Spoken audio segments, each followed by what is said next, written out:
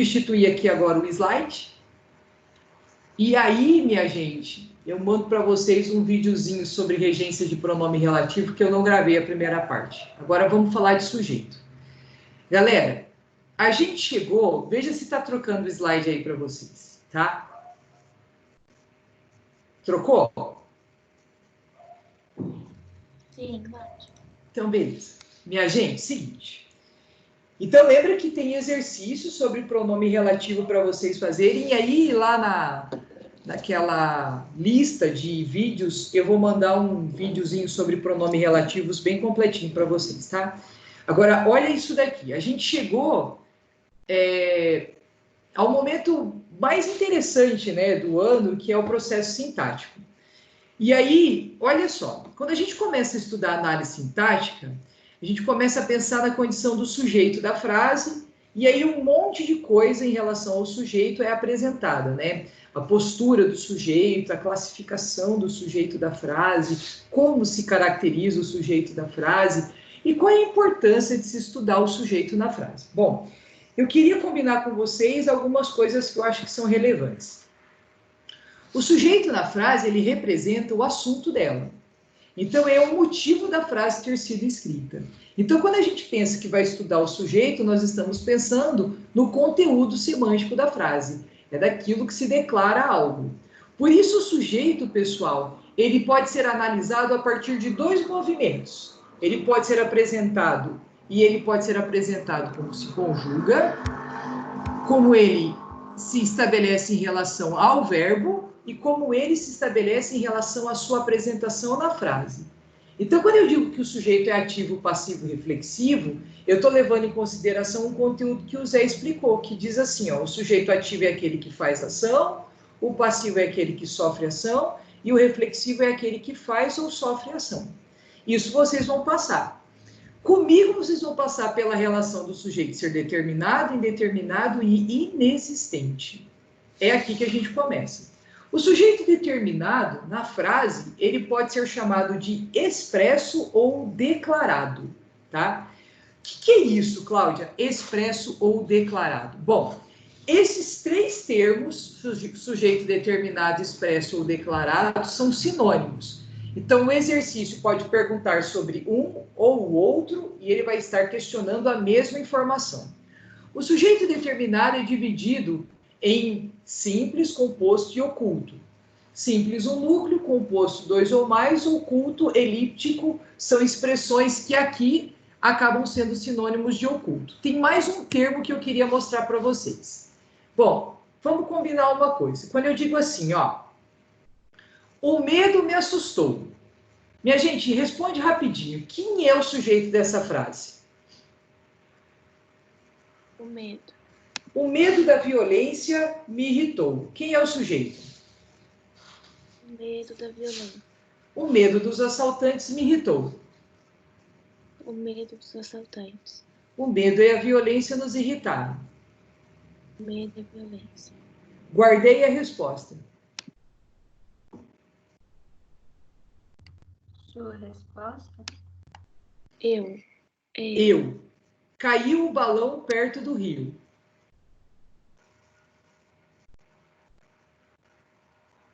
Inexistente. Continuo. Bastam 2 colheres. Inexistente. Indeterminado. Esperamos nossa vez. Nós. Isso. Ó, deixa eu dizer uma coisa a vocês. Esse slide que faz esses exemplos, ele traz aqui uma sensação um pouco estranha, que era que eu queria, de fato, gerar em vocês. Gente, dessas 8 frases, os sujeitos todos são determinados. Eu vou marcar os sujeitos para vocês.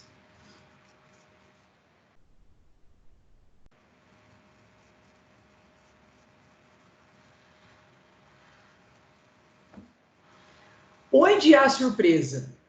A surpresa ela acontece quando o sujeito não está no lugar natural dele. Qual é o lugar natural do sujeito? A gente diz que o lugar habitual do sujeito é antes do verbo.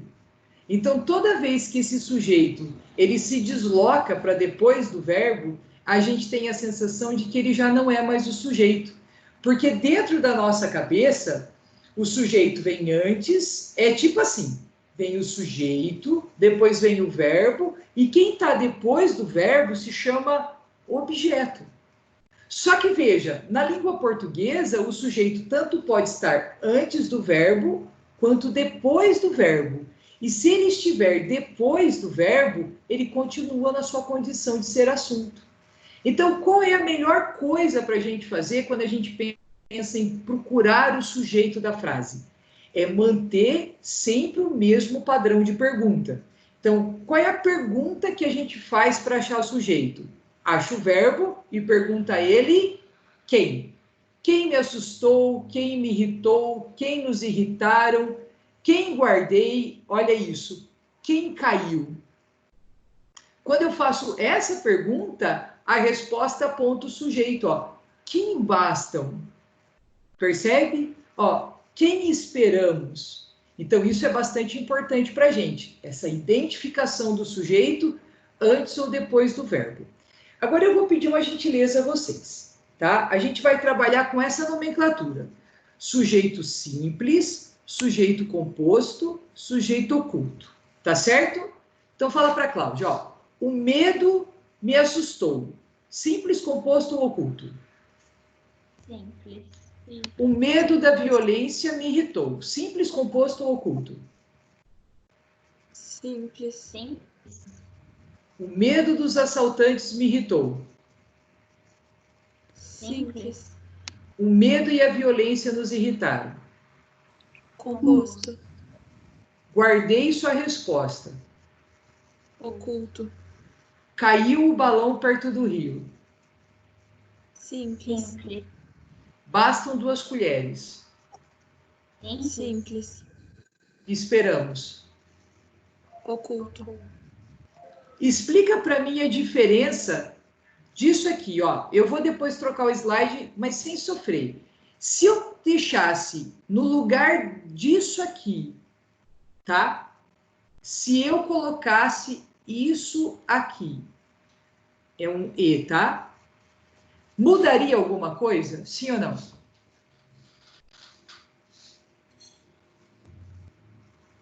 O que é isso aí? É um E e um A. Sim. Ia ser composto. Então, explica para mim o que estruturalmente eu estou propondo. Eu estou trocando uma preposição por uma conjunção. E, galera, eu acho que vocês dão conta de uma coisa um pouco mais complicada que eu vou dizer a vocês. Guardem na memória uma coisa. O que o E une é igual. E os iguais na análise sintática se chamam paralelos. Então, se o E está unindo 2 termos, esses 2 termos sintaticamente devem pertencer à mesma função.